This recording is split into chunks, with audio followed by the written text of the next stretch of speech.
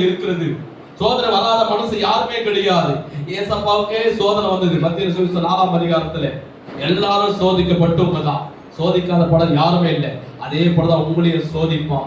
அந்த சோதனையிலும் உறுதியா இருந்தீங்கன்னா, நாட்கள் ஆகுது, மாதம் ஆகுது, வருஷங்கள் ஆகுது, எல்லாவற்றையும் நம்ம இழந்து இருக்கிறோமே, இன்னும் ஆண்டவர் கொடுக்கலையே, காலங்கள் கடந்து போகுது, மாதங்கள் கடந்து போது, உறுதியா இருக்கும் போது மனுஷர்கள் மூலியமா, சொந்தக்காரர் மூலியமா, வீட்டுல இருக்கிற மூலியமா பிசாசு உன்னை தூண்டி உன் விசுவாசத்தை குறைக்கணும், நீ ஆலயத்து போறது குறைக்கணும், நீ ஆண்டவரை நம்ப கூடாது, அவருடைய வார்த்தையை நீ நம்ப கூடாது, அவருடைய வாக்குறுதியை நம்ப கூடாது சொல்லி உன் வீட்டுல இருக்கிற கணவர் மூலியமா, உன் வீட்டுல இருக்கிற பிள்ளைகள் மூலியமா உனக்கு விரோதமா எழும்ப செய்வான். ஆண்டவரை நம்புறியா, சர்ச்சுக்கு போறியா, பிரேயர் பண்றியா, பயப்படியா, என்ன செய்தார் உனக்கு ஆண்டவர்?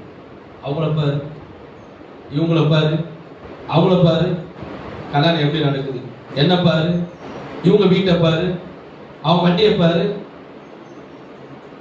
அப்படின்னு பிசாசு அவங்க மூலியமா பேசி உன் இதயத்தை காயப்படுத்த வைப்பான்.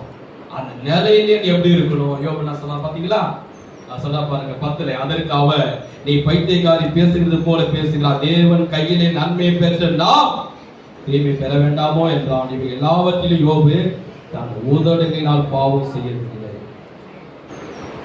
அவர்தான் சொல்லியிருக்கலாம், ஒரு வார்த்தை, ஆண்டவரே நான் உத்தமனா இருந்தேன், உனக்கு பயந்து வாழ்ந்தேன், எல்லாவற்றையும் எடுத்துட்டேன், நான் இந்த ஊர்லயே ஒரு பெரிய ஆளா இருந்தேன், எல்லாவற்றையும் எடுத்துட்டேன்.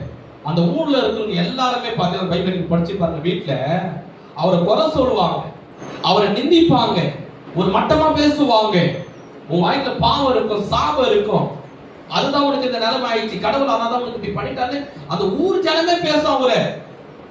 அதேதான் உங்க வாழ்க்கையிலையும் நல்லா புரிஞ்சுங்க, ஊர் ஜனமே பேசும், சொந்த பந்தம் பேசும்.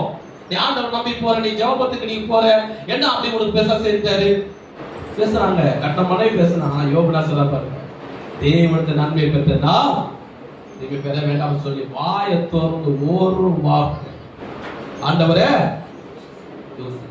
கர்த்தரே, ஒரு அதான் சொல்ற உயிரே போகிற நிலைமை வந்தாவுடைய கர்த்தரை ஒரு நாளும் அவர் நன்மை செய்கிற தேவன் தவிர தீமை செய்கிற தேவன் அல்ல. தீமையை சாத்தானும் வாய்க்கில கொண்டு வந்தாலும், மனுஷர்களும் வாய்க்கில கொண்டு வந்தாலும், அந்த தீமையை நன்மையாய் மாற செய்கிற தேவன் நம்முடைய தேவன். கைதறி கர்த்தரை மகிமைப்படுத்துவோமா?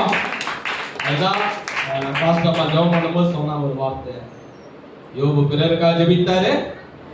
யோபு 42 நீங்க 10ல படிச்சு பாருங்க. அவர் விசுவாசத்துல உறுதியா இருந்தார், ஜெபத்துல உறுதியா இருந்தாரு. தேவரே நீ சகலத்தையும் செய்ய நீ வல்லவர், நீ செய்ய நினைப்பது என் வாழ்க்கையில் ஒன்றும் தடைபடா. யோபு 42:2 சொன்னாரு. அதை நீங்க 10ல நீங்க பாத்தீங்கன்னா அவர் தான்